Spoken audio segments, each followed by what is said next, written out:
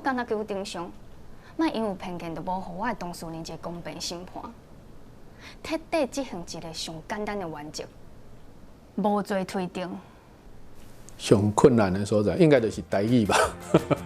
全台语的律政剧，你现在自己在家里试试看，全台语讲2分钟的话就好了，然后不可以完全转成其他的语言，有多难？太多台语的戏啊，就直接对大魔王。因为里面的法条你也不能改。是啊。那台语就是有这么多的七声八调、开口闭口、舌根舌尖这一些所有的一切，然后我们里面又有什么咸时干定啊，心清细很啊，就是很多很难念的、很不口语化的。我觉得奶，一个手在一个生涯的涯。在家就是练，一直练，可能要把一些比如说释文啊、条文啊。法官怎么说这些话，要讲成吃饭、喝水、玩乐一样的台语的词，它才会够有说服力。咱第一个挑战，伫法庭顶头全部拢用台语来讲，而且对演员是一个最大的挑战吼。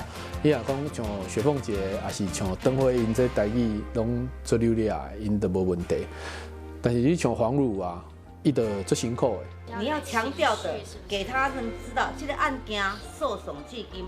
14年，14年，会当改变偌济代志。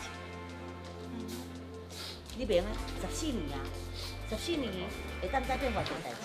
对于法庭的专有名词，你全部拢爱用台语，其实嘛足困难。所以，阮甲足侪朋友讲着讲啊，阮即马要拍一部戏无罪推定吼，伊是全部拢用台语的。足侪人就第一个反应讲啊，这太有可能。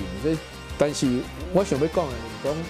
咱看港剧，进前港剧做者拍做者法庭戏嘛，你讲法外情、法内情加吼，应用什么讲？应用广东话讲，但是你用广东话来听，你敢会感觉足奇怪？袂嘛？因为咱要挑战的就是讲，你这个台词你已经讲到足好，观众袂因为讲你讲了客客，所以伊无法度进入内底，安尼你就成功啊，因为你袂感觉讲你的语言是一个隔阂。嘛是呼应讲，才对我讲最困难的就是台语这个所在。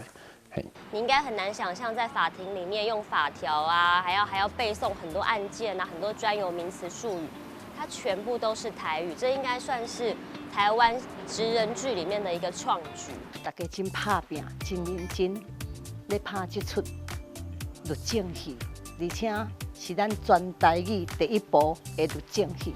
咱知影讲这款戏。真无趣味，真无好拍。不过，阮的戏有血、有目屎、有人性、有法律、有咱人的一种无协调的力量在内面。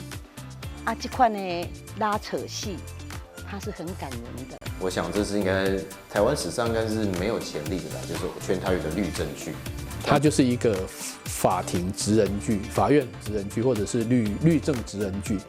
那这是在国内的剧本难能可贵的，也比较少见到的地方。